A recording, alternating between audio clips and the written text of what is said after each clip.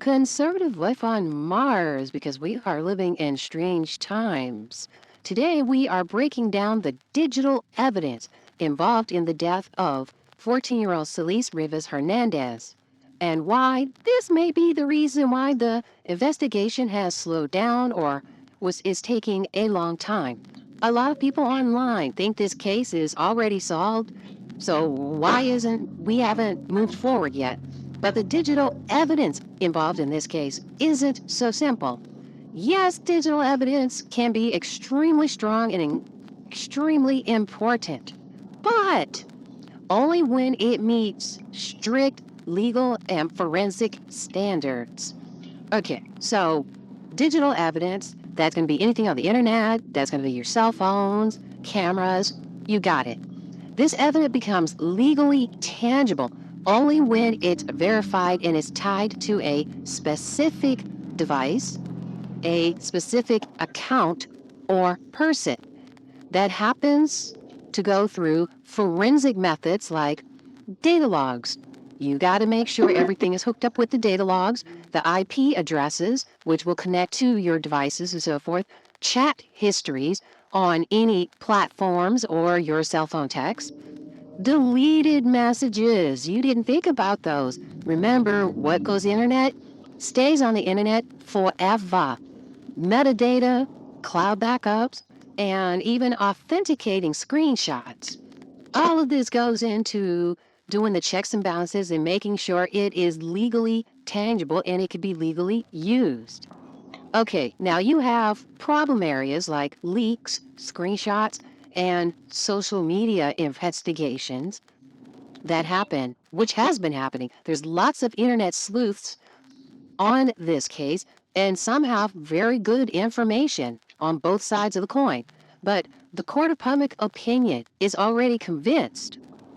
But leaked screenshots, Discord chats, and threads on social platforms are not automatically reliable. They can be edited, they can be faked, they can be impersonated. So you use your stripper name and not your real name.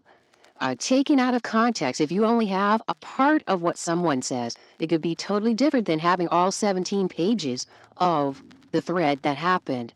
Pulled from unrelated servers, spoofed or recreated in its entirety. This is why investigations can't just rely on leaks alone.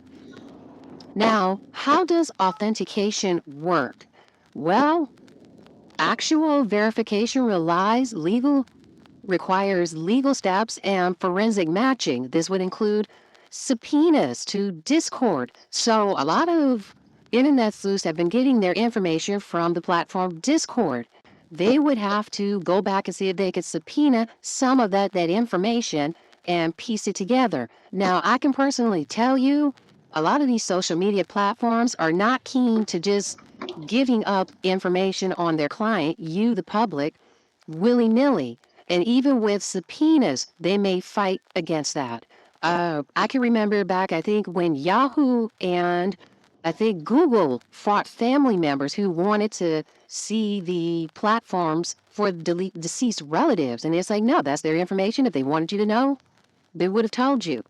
And that's that. But to continue, you have server logs and timestamp verifications. So a lot of these things have to meet up in areas that you really don't think about being the end user. IP matching to physical devices, device seizure and extrication, metadata analysis, and things happen to connect back to the original source data. So just putting some stuff together, I heard, she heard, here's a snapshot, is not going to work in this case here. And considering that you have such a whole platform from Discord, and that may jump to several different other platforms also, this is a really wide net. So this is one of the reasons why the police are having to take a slow and diligent time to go through all these messages and see what's happening. Okay, this is Conservative Life on Mars. We are living in strange times. Tell me, do you think that platforms should just willy-nilly give up information because the police says so or people say so, or should they have to or just keep everything confidential? What say you?